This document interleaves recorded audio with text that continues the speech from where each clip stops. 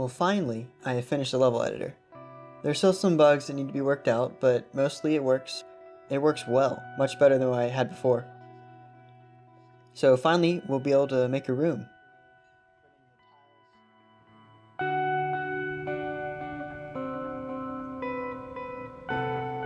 This is Nick from Overstroke Studios. Thanks for tuning in.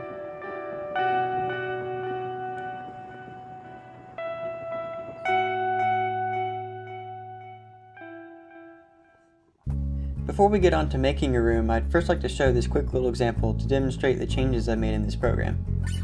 The biggest thing you'll probably notice is that there's another panel on the left side of the screen now called the Parallax Layers panel. And this works similar to how the layers work in GIMP or Photoshop. You have small layers that go inside of a layer group.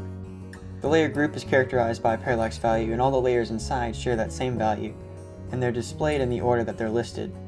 So this top layer, NTOBJs, is displayed in front of the other ones. However, if I were to rearrange the layers, you might notice that the tree is put behind those other layers. So rearranging the layers is one of the functions. Another function is being able to create layers, and you choose the type. There's a tile layer, a non-tile layer, and a background layer.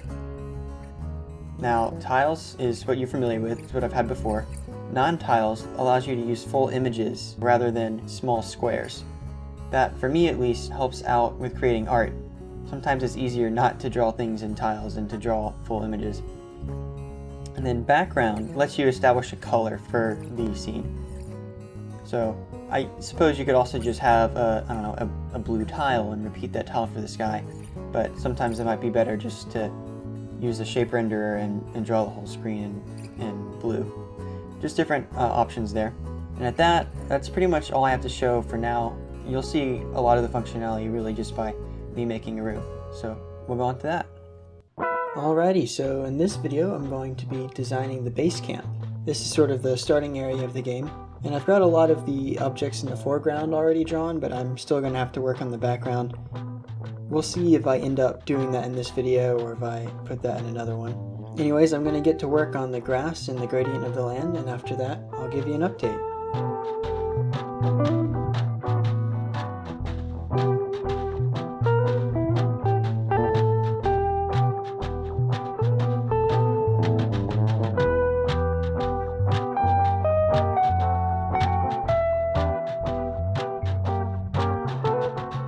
Check that out. I think it's pretty awesome. You'll see on the right side there's a large hill, and that's going to lead up to a cliff face. I need to draw some more tiles for the cliff first. And on the left it levels out into a flat field.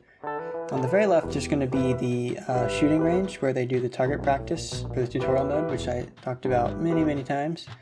And in the middle will be all the tents, and that's where the actual camp will be. So the next step is to add all the other non-tiled objects to really make this room pop.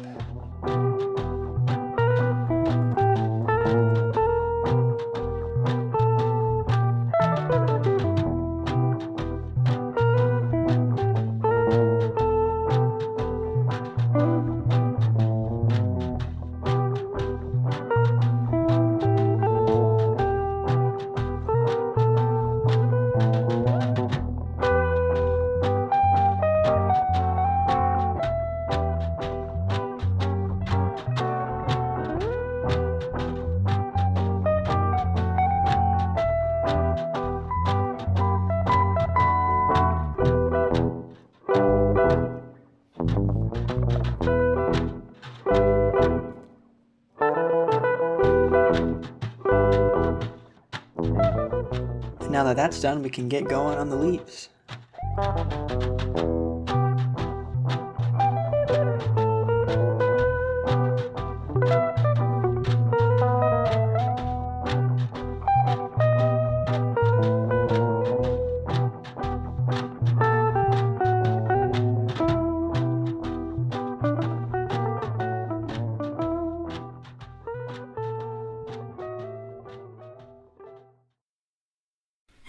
The current zoom and size of the screen is about what the game's going to look like. So if you're wondering at any point why I was cutting off the tops of the trees, it's because it's not actually going to be visible. That wouldn't make any difference to fill them in. For this video, I've put a lot of time into it. I just want to get this out, so I will not have the backgrounds done for this, but in the next video I hope to be completing those. Please let me know if you like the way the room is coming along, and also let me know if you like how this devlog was formatted. I spent a lot more time in the editing, and you probably noticed I had actual footage of my real life in the beginning, just kind of as filler. Do you like that kind of stuff? Do you not? The feedback is very much appreciated, especially criticism. Another note on the room, what you see is probably pretty close to how it's going to look. A major thing that will change is that I'll add a little bit more variance to some of the repeated non-tiled objects, so maybe a few different trees, some more tints. Those leaf highlights, I only have one, so I'll definitely make a lot more of those.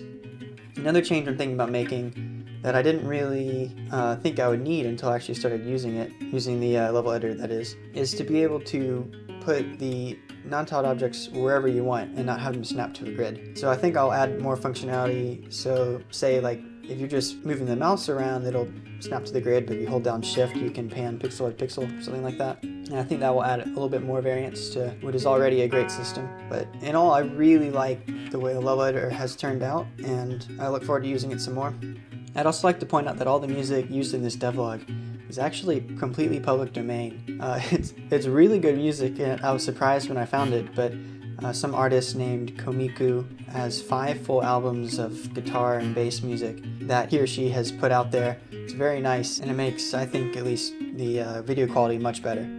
So special thanks to him or her, because putting it in public domain was a very deliberate choice. It's really nice to have good stuff to put into a video. It did still take a very long time. I probably spent around an hour and a half just placing in these tiles, and it's kind of tedious, so I had music playing in the background. It's definitely coming along really well, and I really like the way it looks. So like I said, feedback is much appreciated, and that's about all I've got for you today. So thanks for watching, and stick around for the next one.